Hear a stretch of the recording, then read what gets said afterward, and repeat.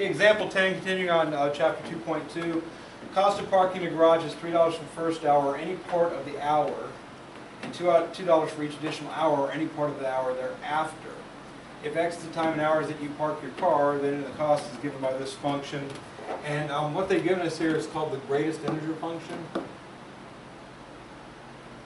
Greatest integer function simply means whatever's in that parentheses, you make it into an integer that's less than or equal to the number in there. So, and the way it's a lot of times written in a book,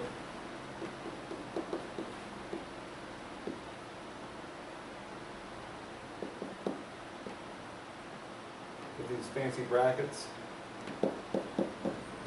Okay, this is stating that the function is only legal if X is greater than 0, which makes sense since we're parking a car. Okay, we're not going to park a car for negative time, or if it's 0, then we didn't even get in the parking garage in the first place. So anything greater than 0 is going to matter. All right, and they want us to evaluate C of 2 and C of 2.5. First of all, we need to make sure we can actually do it. These numbers have to fit into this domain given to us, so they both do. So if this is an integer, then we simply write the integer down. If it's a decimal, we're going to go to the greatest integer less than or equal to it. And when we get to this one, we'll see what that looks like. So I'm trying to evaluate C of 2. It's going to be 3 minus 2 times the greatest integer of 1 minus 2.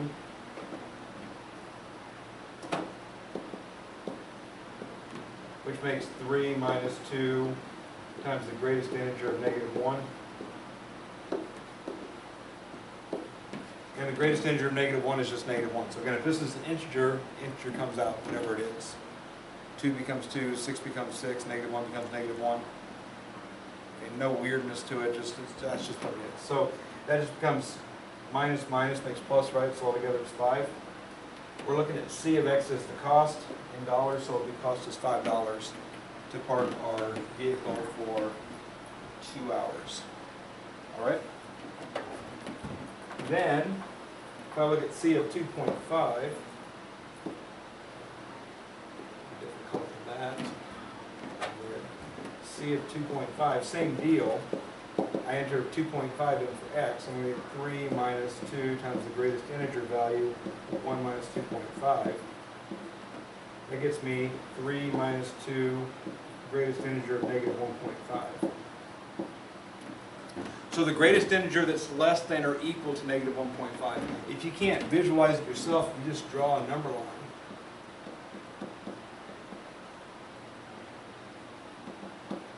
Negative 1.5 lives right here in between negative 2 and negative 1. Every integer less than negative 1.5 is those numbers there, right? We want the biggest one, so negative 2. So if you're in the negative region, you drop down to the next negative number. So it'll be 3 minus 2 times negative 2, which is 3 plus 4, which is $7. All right? So that's how you evaluate a greatest integer function. As far as graphing the greatest integer function, they want us to graph it from 0 to 5. Notice 0 less than, so open circle there, to 5 equals 2. All right? So if I park for no time whatsoever, it costs me no money, right? Right. What I want to do here is I want to establish what this function does as we go from 0 to 5. At 0 itself, I would rather figure out what happens just after 0. So what I would probably pick would be maybe 0.1. And I'm going to pick 1. Anytime you're graphing greatest integers, you want to hit integers, so you always pick integers, but you also want to pick non-integers. 0.5 would work also, take your pick. I'm going to go 0.1 for that one. Let's just go 0.5 from that 0.4. 1.52, 2.53, 3.54, 4.55.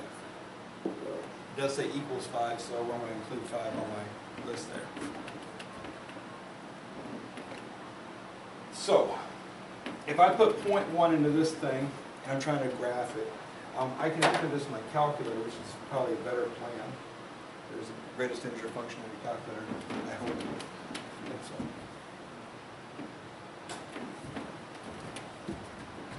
So I want to enter this function in. 3 minus 2. I'm going to go to my catalog, and I'm thinking it's going to look like this. So I'm going to hit I, so I is right here. You don't have to hit alpha, just hit the X squared button. Takes you down the I, so you see INT parentheses.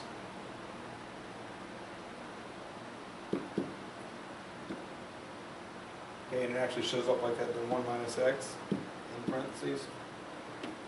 So going back to the initial problem, notice I could have put in 2 and 2.5. We see the results that we got are correct. Okay, but if I make my chart here, what I've got, so I've got 0.1, I've got 1, I've got 1.5, 2, 2.5, 3, 3.5, 4, 4.5, and 5. Notice that it's 3, 3, 5, 5, 7, 7, 9, 9, 11, 11. 3, 3, 5, 5, 7, 7, 9, 9, 11, 11. Okay. This is actually, instead of Y, it's actually C of X. If you want to get nitpicky about it, we can do that.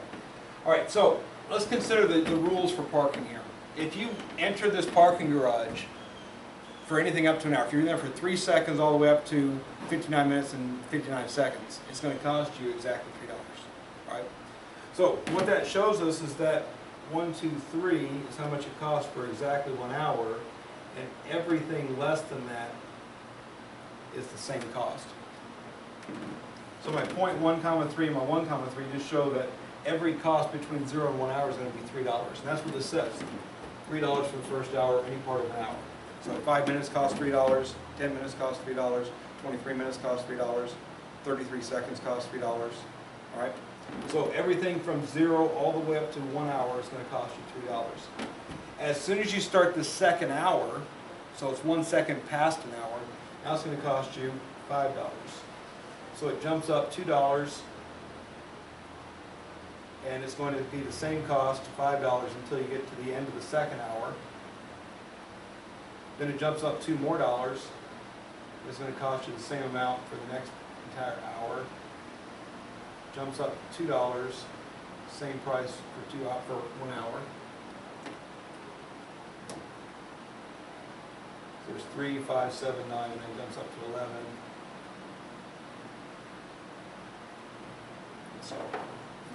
So each integer is jumping up. And notice it makes a line there, but we're creating this. It's, a lot of times this greatest integer function is called the step function because it looks like steps. But it's always has an open circle one side, closed another, usually left open, right closed, but weird stuff can happen to cause it to go the other way around. So just what you have to figure out is where the closed circle is. And the way to do it is real simple. You put your 1.5 and your 2 in. Those both came out the same, right? So 2 is definitely a closed circle, and 1.5 is also a closed circle, but the closed circle's on this end and it's staying the same to the left, so the open circle's to the left. That's how you graph it. And again, that just establishes how much it costs to park in this garage for any given amount of time, up to 5 hours.